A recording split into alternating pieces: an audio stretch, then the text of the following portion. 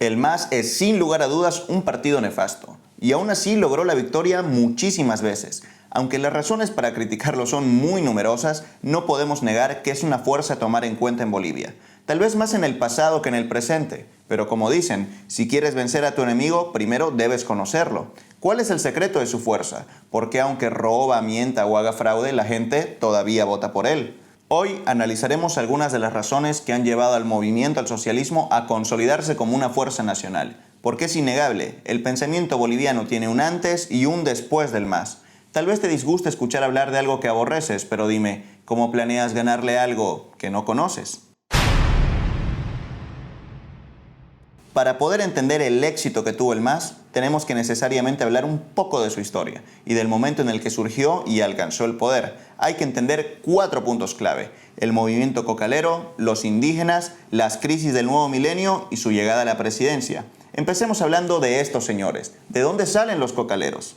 Luego de la Revolución del 52, los protagonistas de la movilización social, ya sabes, la típica marcha tras marcha, eran los mineros de la Federación Sindical y la COP. Estos señores serían una oposición importante a los regímenes militares que dirigirían el país durante el periodo de las dictaduras. ¿Qué pasa después? Llega la democracia, entra al gobierno la UDP y nos pega la superinflación. El pan por las nubes, los billetes se cargan en la mochila y la crisis le pega duro a todo el mundo. Los mineros no se salvaron, porque la crisis coincide con el cierre de las minas nacionalizadas en el año 1985. Miles de ellos quedan sin empleo. ¿Y a dónde crees que se fueron? Muchos de los mineros desplazados se asentaron en las regiones del trópico cochabambino y los valles cruceños, atraídos por la platita que significaba el cultivo de la hoja de coca, que si bien antes ya se producía, gracias al boom de la cocaína en Estados Unidos y en Europa, empezó a tener mucha más demanda. Ellos no solamente se llevaron a sus familias, sino que también llevaron su organización política sindical y la tradición de las movilizaciones. ¿Pero qué pasó luego?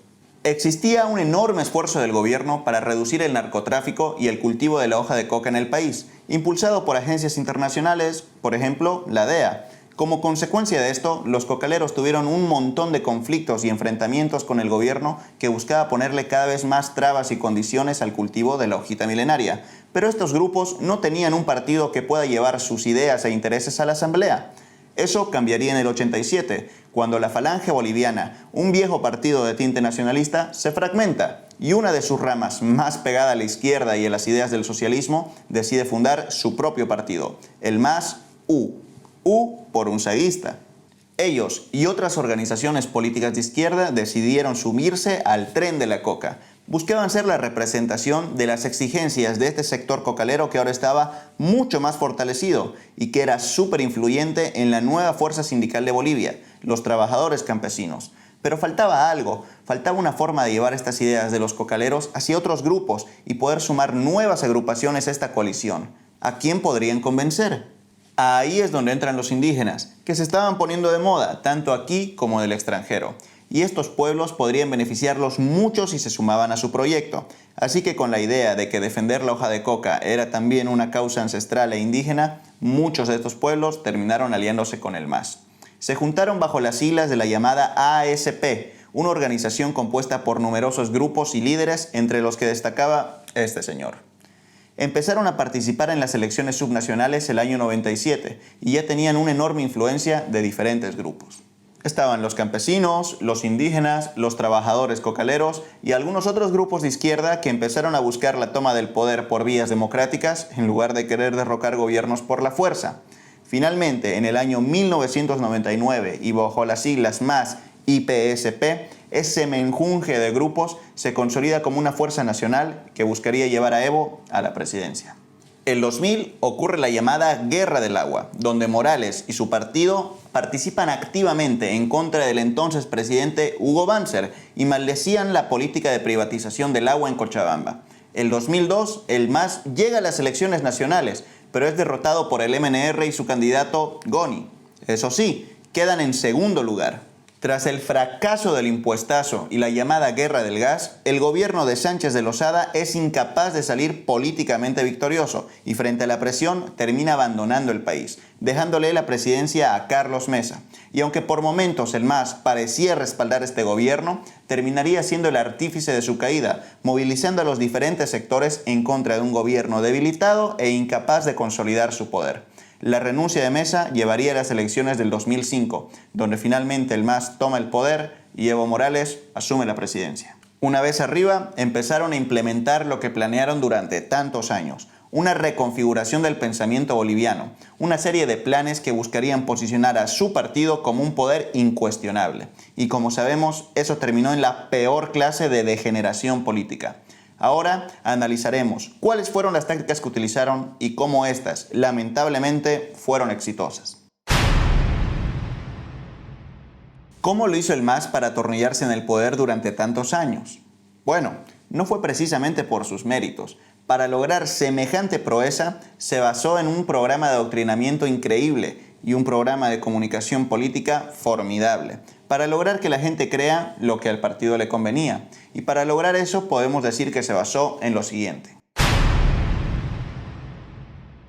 Toda buena historia tiene un héroe y un villano, y la que nos cuenta el MAS no es la excepción. Para poder atraer y movilizar tanta gente como lo hace, es necesario que esas personas se sientan parte de un grupo y que ese grupo se diferencie del resto. Necesitas que crean que son los buenos y que lo que van a hacer es combatir a los malos. Y hacer esta separación fue la primera preocupación del MAS. A esta lógica se la conoce como amigo-enemigo, una idea de la que hablaba Carl Schmitt, y propone que todo es un conflicto constante y es muy, pero muy utilizada en la política latinoamericana, especialmente en la partidaria. ¿Cómo usan esta lógica los partidos? Ellos le dicen a sus seguidores que hay personas con las que comparten su identidad, su afinidad y sus intereses. Estos van a ser tus amigos. Y cualquier persona que no esté dentro de este grupo de amigos es malo, es el enemigo y hay que destruirlo, pulverizarlo y acabarlo antes que te haga daño. Muchos creen que esta es la base de la dinámica política, y el MAS construyó una identidad de grupo basándose en las personas que lo apoyaban. Sus amigos eran los cocaleros, los campesinos, los indígenas, la población rural y todos esos a los que les gusta llamarse verdaderos bolivianos. Pero necesitaban un enemigo, alguien al que le puedan echar la culpa de todos los males del mundo, alguien a quien le puedan embarrar hasta sus propios errores y que la gente pueda terminar odiando. Para eso construyeron dos tipos de enemigos. Uno externo, al que llamaron el imperio, los colonizadores, saqueadores de recursos naturales, que no dejaban prosperar a Bolivia porque se dedicaban a perseguir indígenas y campesinos. Y por otro lado estaba el enemigo interno, al que ellos llamaban la oligarquía, que estaba aliada con ese imperio y que incluía, por lógica, a todas las personas que no estaban de acuerdo con ellos dentro del país y que según el discurso masista eran abusivos, racistas y discriminadores. El nombre que les daban varía con los años. Primero era vendepatrias y ahora es pititas golpistas. Y esta separación sirve además para infundirle miedo al enemigo. Los beneficios y las ventajas que el MAS le daba a sus seguidores y a los que los financian son clarísimas. Y sus acciones son un mensaje claro a sus opositores. Si no estás de mi lado, si no eres mi amigo, nunca vas a prosperar ni vas a poder estar tranquilo. Así que más te vale estar calladito y no interferir con mis planes. El MAS es fuerte porque condicionó a sus seguidores a obedecer y a odiar sin cuestionar. Y estos ahora arremeten contra los enemigos del partido como si fueran los suyos. Por eso se los ve todo el tiempo mandando mensajes de odio e insultos a personas que piensan diferente o que no pertenecen a su grupo. Yo lo vivo todo el tiempo con cada video que publicamos. Pero ese lavado de cerebro no era solo para sus seguidores. El MAS edificó un sistema de mitos o de creencias que luego promovió y nos hizo creer a todos. Y ahora te propongo que hagamos una dinámica. Será corto y necesito que seas honesto. Te voy a mencionar algunas cosas y necesito que me digas con cuántas de ellas estás de acuerdo. No olvides llevar la cuenta. Las élites en general son malas y sus miembros son normalmente enemigos del pueblo. Los pueblos originarios y su identidad son más puros y nobles que el resto. Los extranjeros son malos. Bolivia es rica, pero los extranjeros se roban nuestros recursos. La nacionalización en general es buena. Los indígenas y campesinos han sufrido mucho y ahora merecen un trato especial. Los movimientos sociales son buenos. El capitalismo es malo y el socialismo es un poco mejor. La revolución y los revolucionarios normalmente tienen buenas intenciones. Bolivia necesita un líder que ponga mano dura. Los empresarios no son parte del pueblo y abusan de los trabajadores. Ahora dime, ¿cuántas contaste? ¿2? ¿3? ¿Más? ¿Eres del más?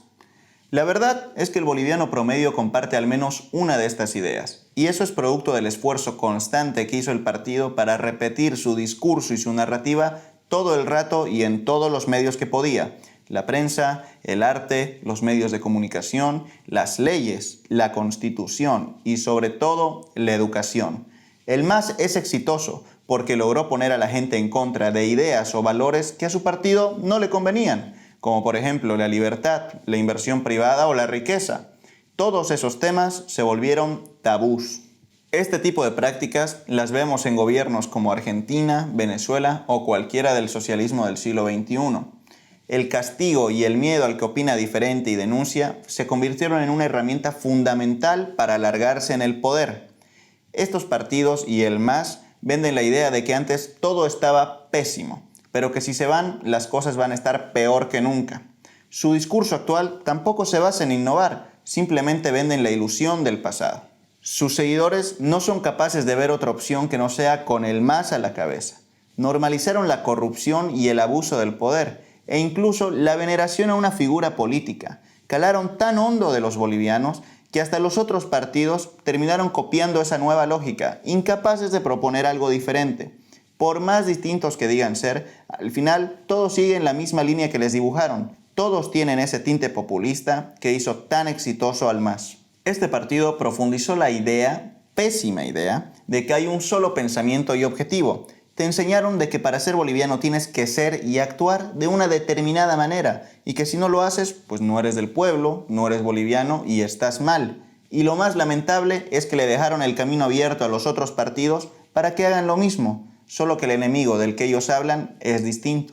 No existe el pensamiento crítico cuando otros te dicen cómo deberías comportarte, pensar o actuar. Cuando te hacen glorificar una sigla o un candidato, eres incapaz de aceptar sus errores y no puedes ver más allá de sus regalitos y sonrisitas. No te das cuenta que al final solamente eres una herramienta para lograr sus fines. Con esto espero que tengas una idea más clara de cómo es que el MAS llegó a tener tanta fuerza. Al comprender de dónde salió, cuáles son sus tácticas e incluso cómo es que modificó tu propio pensamiento, podrás aprender y evitar que otros te lo hagan en el futuro. Porque recuerda, el MAS es terrible, pero no es el único chico malo en la cuadra. Si no estás atento, las mismas tácticas te las van a aplicar otros. Hasta aquí con el video de hoy. Si en serio te gustó, dale like y suscríbete al canal. Así nos ayudas mucho para llegar a más personas. Y si puedes, si quieres, compártenos con tu familia y amigos. Síguenos en nuestras redes sociales, que tenemos Instagram y tenemos Facebook. Si tienes alguna duda o quieres que profundicemos en algún tema, háznoslo saber en los comentarios. Nos veremos pronto. Chao.